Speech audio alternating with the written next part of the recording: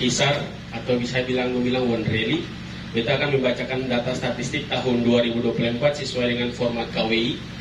Di situ ada nama paroki, itu paroki Santo Petrus Paulus Moa Kisar, dengan nama stasi Santo Petrus Kisar. Nah, batas wilayah stasi ada batas utara, itu terdiri dari Kecamatan Kisar Utara. Itu terdapat desa, ada beberapa desa, yaitu Desa Leblau, Desa Purpura, dan Desa Nomaha.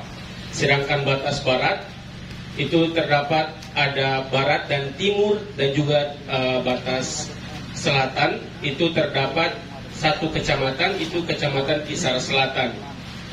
Nah, kelurahannya untuk keseluruhan dari batas barat dan timur dan juga selatan itu kelurahan Desa Wonreli atau Desa Wonreli saja.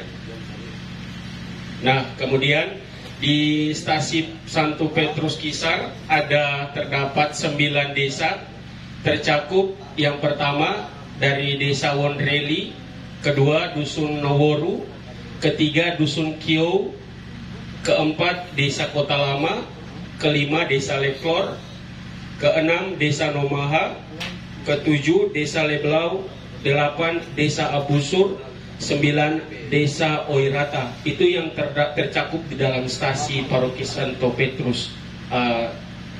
Yang berikut, yang pertama perkembangan jumlah umat Katolik selama tahun 2023.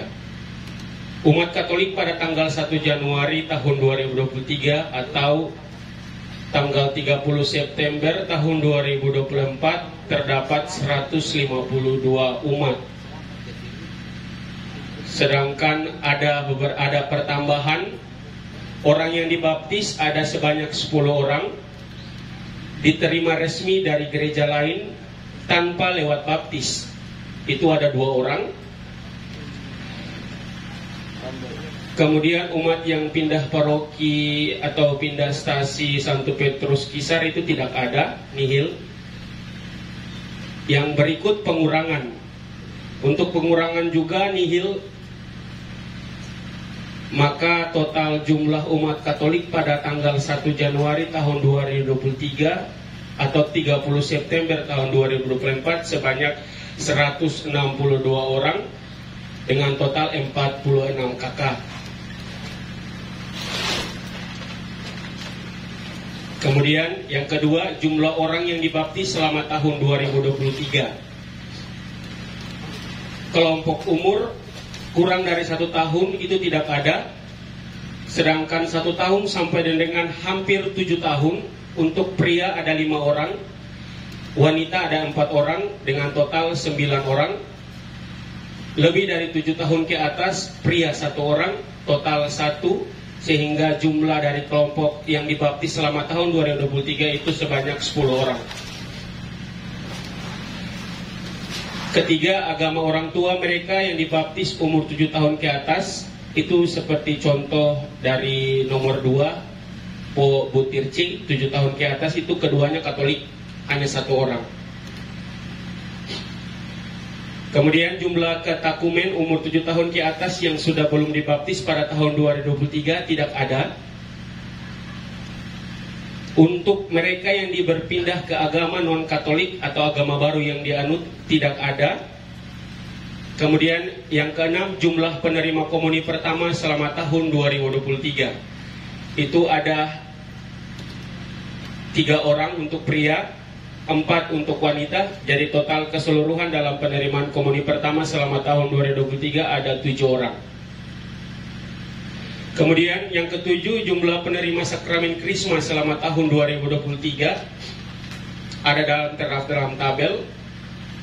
Pemberian Krisma untuk umat stasi menerima Krisma di paroki yang diberikan Krisma oleh uskup, laki-laki sebanyak 17 orang, perempuan sebanyak 27 orang.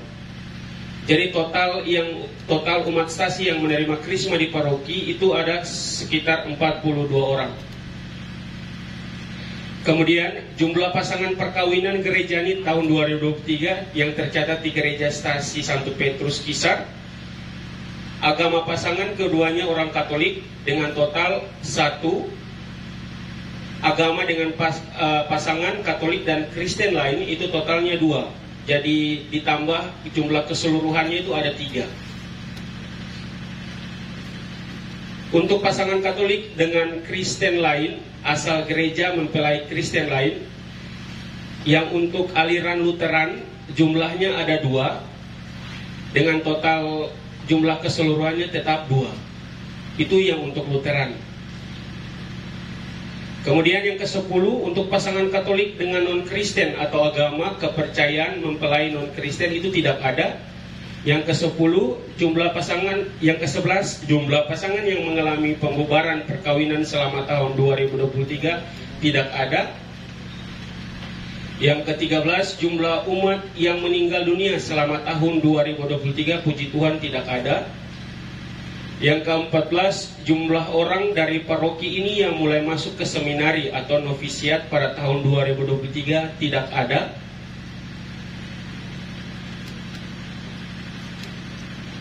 Lalu yang poin ke-15, umat stasi ini dapat dilayani oleh tenaga purna waktu dan paruh waktu sesuai dengan tabel. Ada beberapa tabel. Yang pertama untuk kelompok rohaniawan itu tidak ada. Kelompok awam juga tidak ada. Dan yang ke-17 jumlah anggota dewan stasi dan pengurus gereja dan papa miskin di tahun 2023. Status keanggotaan. Anggota dewan harian itu ada, untuk pria ada 7 orang, wanita ada 8, dengan total anggota dewan harian itu ada 15 orang. Kemudian anggota dewan inti tidak termasuk dewan harian ya Bapak Ibu. Untuk pria ada 3 orang, wanita ada 2, jadi totalnya ada 5. Jadi total status keanggotaan semuanya ada 20 orang. Kemudian yang poin 18, jumlah perkumpulan umat basis stasi beserta jumlah anggotanya ada di poin kepembinaan imam anak PIA atau BIA. Mohon maaf, putra altar atau misdinar, Yang untuk jumlah perkumpulan umat basis stasi beserta jumlah anggotanya itu untuk putra altar atau misdinar ada terdapat 12 orang. Yang ke-19, jumlah sarana ibadah. Jumlah sarana ibadah itu bentuk sarana ibadahnya ada gereja induk utama, itu gereja Santo Petrus Wonreli, dengan total jumlahnya gereja 1, kapasitas orang ada 150. Kemudian yang ke-20 jumlah asrama Katolik serta jumlah penghuninya menurut jenis kelamin dan agama itu tidak ada. Yang berikut 21 jumlah lembaga sosial karitatif Katolik serta jumlah penghuninya menurut agama tidak ada. Ke-21 jumlah tenaga personalia lembaga sosial karitatif Katolik tersebut di atas tidak ada. Yang ke-22 lembaga atau yayasan Katolik di stasi yang bergerak di bidang sosial ekonomi juga tidak ada. Poin ke-23, apakah ada media berita atau majalah buletin juga tidak ada. Lalu yang berikut, di dalam pertanyaan untuk nomor 25, apakah masih ada hal-hal lain, kejadian-kejadian penting di dalam kehidupan stasi selama tahun belakangan ini yang perlu dilaporkan kepada paroki? Itu yang poin pertama. Kegiatan ibadat rukun dalam stasi Santo Petrus Wonreli berjalan sesuai jadwal sejak tahun 2023 sampai dengan tahun 2024 sekarang ini. Poin yang kedua, pembinaan sekami berjalan setiap hari Minggu pukul 8.00 sampai 9.00 waktu Indonesia Timur, dan dilaksanakan pula kegiatan ibadat sekami pada setiap hari Jumat pukul 16.30 sampai selesai, berjalan sejak tahun 2023 sampai tahun 2024 sekarang ini. Lalu kita berpindah yang ke berikut untuk data statistik dengan nama stasi Santo Petrus Kisar juga masih dengan yang sama. Untuk data umum yang pertama, ada 10 desa, itu desa Wonreli. Kalau yang tadi campuran dengan dusun. Kalau yang ini untuk 10 desa, desa Wonreli itu ada 18 kakak. Beta hanya bacakan dia punya total kakaknya saja, nanti Bapak Ibu menyesuaikan saja laki-laki ada berapa, perempuan ada berapa. Kalau memang ada kekeliruan, tolong dikoreksi saja. Ya. Kemudian Desa Wonreli ada 18 kakak, Dusun Noworu ada 1 kakak, Dusun Kieu ada 6 kakak, Desa Kota Lama ada 10, Desa Lekloor ada 2, Desa Nomaha ada 1, Desa Leblau ada 2, Desa Purpura 1, Desa Abusur 1, Desa Oirata 1. Jadi total kakak yang ada pada stasiun Wonreli itu ada 43 kakak dengan jumlah jiwa 162. Kemudian yang kedua, data pelayanan sakramen. Ada 8 desa yang ada data pelayanan sakramen. Itu Desa Wonreli,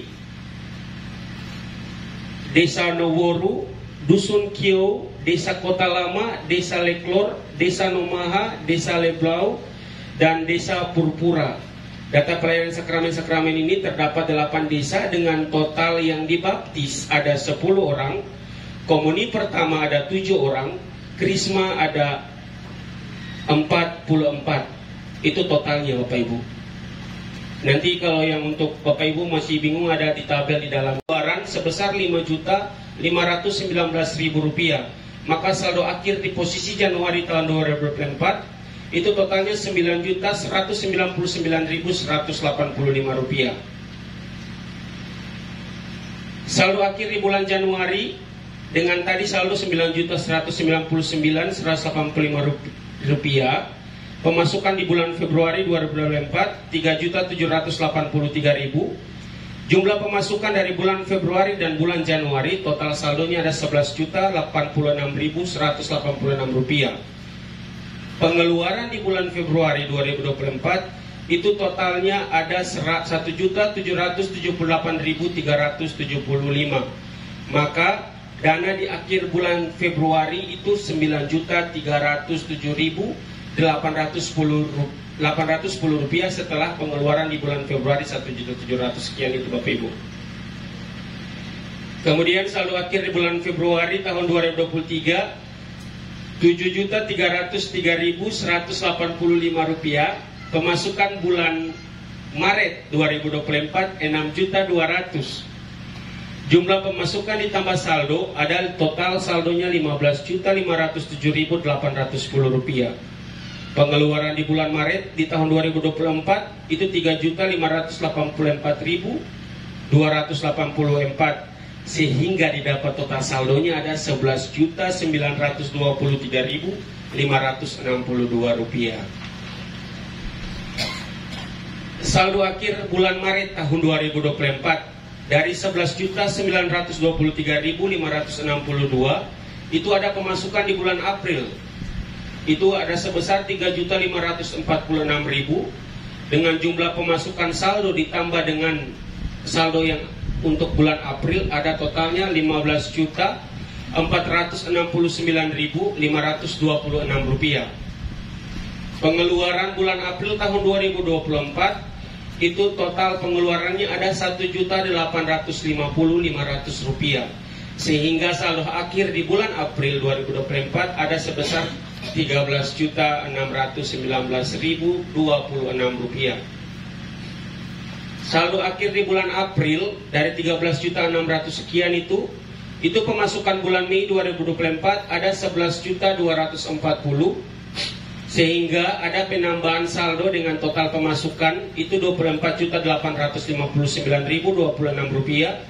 Pengeluaran di bulan Mei, 1 bulan Mei itu 2024 itu Rp5.940.700. Saldo akhir bulan Mei 2024 itu Rp18.918.326. Saldo akhir di bulan Mei itu Rp18.918.326 dengan pemasukan di bulan Juni 2024 Rp3.571.000. Jumlah pemasukan ditambah dengan saldo itu totalnya ada Rp22.488.326. Pengeluaran di bulan Juni itu ada Rp360.000, saldo akhir bulan Juni 2024 22.128.326 rupiah. Kemudian saldo akhir bulan Juni 2024 itu totalnya 22.128.326. Pemasukan bulan Juli 2024 totalnya 3.919.000 rupiah. Jumlah pemasukan ditambah saldo itu total 26.047.320 rupiah. Pengeluaran di bulan Juli itu ada 805.000 rupiah. Dan maka saldo akhir di bulan Juli itu bulan Juli 2024 totalnya 25.242.326. Saldo akhir di bulan Juli 2024, pemasukan bulan Agustus 2024 itu 2.957.000, maka ditambah dengan saldo pemasukan dan saldo yang untuk posisi bulan Juli ada total 28.199.329. Pengeluaran bulan Agustus 2024 7.355.500 rupiah, maka saldo akhir bulan Agustus 20.843.829 rupiah. Saldo akhir bulan Agustus 2024 20.843.829 rupiah. Pemasukan bulan September 2024 ada 4.258.000. Jumlah pemasukan ditambah dengan saldo ada total 25.101.829 rupiah. Pengeluaran di bulan September 2024 2.281.000, maka saldo akhir posisi bulan September 2024 totalnya ada 22.820.829 rupiah. Demikian data pelaporan keuangan untuk pembangunan Gereja Santo Petrus. Lalu yang berikut, kegiatan ibadat pada stasi perlu diketahui Bapak Ibu sekalian. Yang pertama, kegiatan ibadat rukun berlangsung pada setiap hari Minggu pada hari Jumat pukul 17.30 sampai selesai. Kegiatan tersebut berjalan sejak tahun 2023 sampai 2024. Poin yang kedua, ibadat sekami berlangsung pada setiap hari Jumat pukul 16.30 sampai selesai seperti tadi kita sudah jelaskan di halaman pertama. Yang ketiga, pembinaan sekami berjalan setiap hari Minggu pukul 08.00 sampai 09.00 dan berjalan sejak tahun 2023 sampai 2024. Yang keempat, ibadah bulan Maria pada bulan Mei berjalan seperti biasanya. Yang kelima, ibadat Rosario pada bulan Oktober berjalan juga seperti biasa. Yang keenam, DPS melakukan pelayanan-pelayanan rumah bagi umat yang membutuhkan pelayanan masing-masing keluarga. Lalu yang berikut, Bapak Ibu, yang di halaman terakhir itu adalah dena dari Gereja Santo Petrus Kisar. Dan sementara ada dalam proses pembangunan Gua Maria.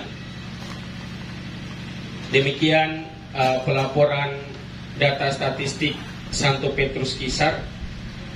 Sekian dan terima kasih. Selamat pagi, Salve. Hal kecil saja. Yang pertama mungkin soal salah pengetikan mungkin di bagian 7 jumlah sakramen krisma itu. Laki-laki 17, perempuan 27, total 42. Seharusnya mungkin 44 ya. Lalu ini catatan yang sebenarnya untuk semua, tetapi saya sampaikan saja saat ini. Jadi secara jumlah di stasi jumlah umat itu real ya. Artinya bahwa secara jumlah itu semua menampilkan 40 berapa stasi Kisar 42 ya. Total jumlah kakak atau di lurang sana 46 kakak di Kisar, atau di lurang yang 70-an lebih, atau di Kisar 22 ya. Tetapi kita tidak punya data real secara keluarga ya, per keluarga ya. Jadi kita punya data jumlah ada, jumlahnya tetapi secara real kita punya data per keluarga itu sampai saat ini tidak ada. Di paroki sama sekali tidak ada. Nah, ini harap jadi catatan untuk semua setelah kembali. Yang kemarin dari DPP sempat membagikan untuk diisi Ya, jadi kita bisa mengatakan jumlah umat di stasi Kisar 46, tetapi kalau pergi sampai di sana dan kita ibadat, mungkin yang aktif 20 orang saja, 20 kakak. Ya.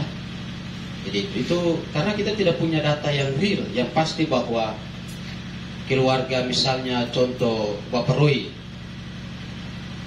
bersama istrinya, tapi anak-anaknya tidak ada yang tinggal di Tiakor. Ya, contoh seperti itu. Jadi secara jumlah, ya, tetapi pasti di stasi tidak seperti itu sebenarnya. Ya. Jadi dalam keluarga Bapak Roy, contoh mereka ada 5 orang jumlah keluarga, tetapi Bapak Roy punya anak-anak semua di luar, tidak ada di stasi. Ya. Itu di dalam data format yang dibagikan di situ, kan di situ ada formatnya diisi domisilinya di mana. Ya, secara jumlah ya, tetapi domisilinya ada yang tidak berdomisili di paroki kita. Mereka termasuk anggota keluarga tapi tidak berdomisili di sini. Ya, kalau pergi kuliah mungkin ya bisa balik. Tapi ada yang sama sekali memang tidak berdomisili di sini. Ya, jadi itu yang dimaksudkan kenapa diminta data real dari stasi, memasukkan dari keluarga, lalu bapak keluarga, mama ibunya, anak-anaknya, nama siapa, domisilinya di mana, tempat tanggal lahir, baptis dan lain-lain. Kita tidak punya data itu sampai saat ini, sama sekali tidak ada. Jadi kalau dari keuskupan minta data real per keluarga, maka kita bingung mau masuk apa di sana. Itu ini jadi catatan untuk semua. Setelah kembali dari sini kita berusaha membuat catatan real. Satu ditinggalkan di stasi dan satunya dikirim ke pusat paroki sebagai data yang disimpan di paroki sebagai arsip. Ya, itu catatan bagi semua. Lalu yang berikut tentang batas stasi. Ya, tadi dari Serwaru juga menampilkan, tapi Serwaru punya mungkin perlu dikoreksi. Tadi itu bukan batas stasi, tapi itu yang diisi batas gerejanya. Ya, padahal sebenarnya dimaksudkan situ adalah batas stasi. Maka kalau seperti Kisar, maka seharusnya kalau dia ditampilkan di situ batasnya adalah Kisar Utara, Kisar Selatan, Kisar 2 kecamatan ini, maka seharusnya yang lebih tepat mungkin di situ adalah batas stasi Kisar mencakup 10 desa yang terbagi di dalam 2 kecamatan.